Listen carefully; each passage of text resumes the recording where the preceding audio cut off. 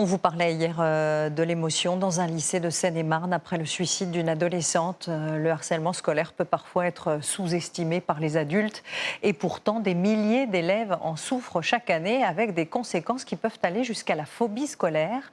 Il faut beaucoup de temps et de patience pour les ramener ensuite vers l'école.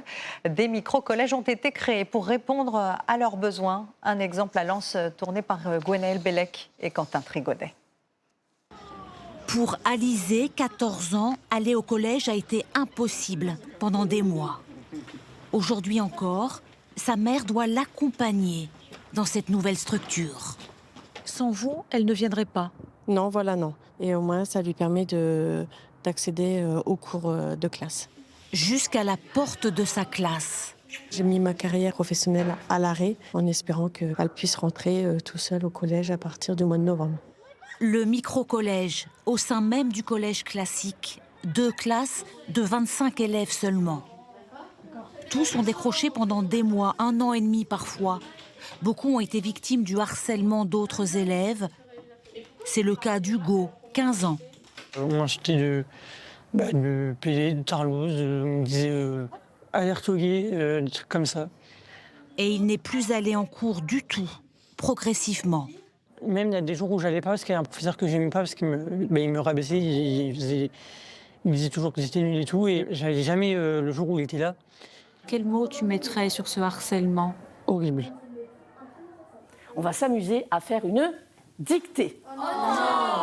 Les enseignants viennent du collège d'à côté, tous sont volontaires.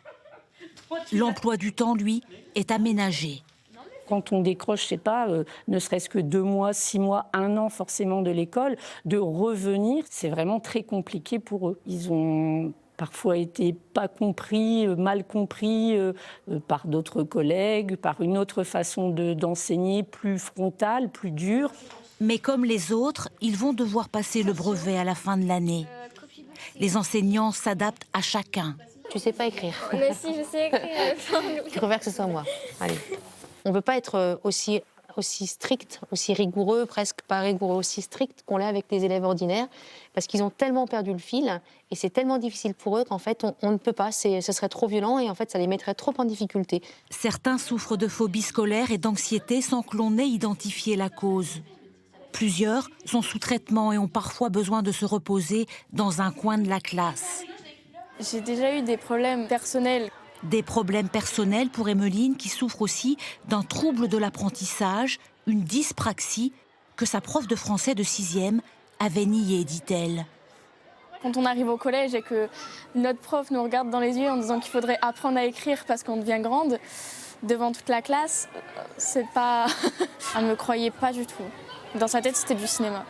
Pour son amie Anaëlle, c'était des symptômes physiques. J'angoissais en fait et je me rendais malade. Enfin, limite, ça me faisait vomir d'aller en cours. Quand ils arrivent, il y a une perte de confiance en eux, une perte de confiance aussi envers le système, envers les adultes.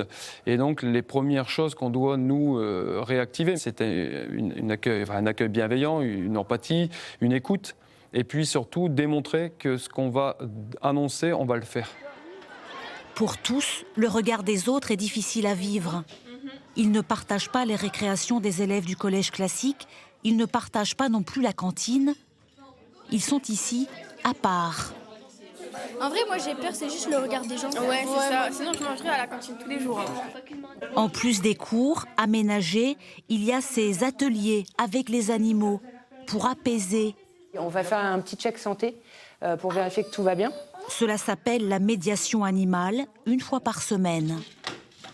On s'occupe des animaux, l'air de rien, on enclenche en fait des compétences sans s'en apercevoir. Et donc du coup, ça apaise un petit peu les choses. C'est plus facile parce qu'on s'en aperçoit moins qu'on est en train d'agir finalement des compétences qui nous stressent d'ordinaire. Tu peux mettre juste ta main comme ça, sans poser, parce que sinon... Et cela fonctionne notamment pour Louane, harcelée elle aussi.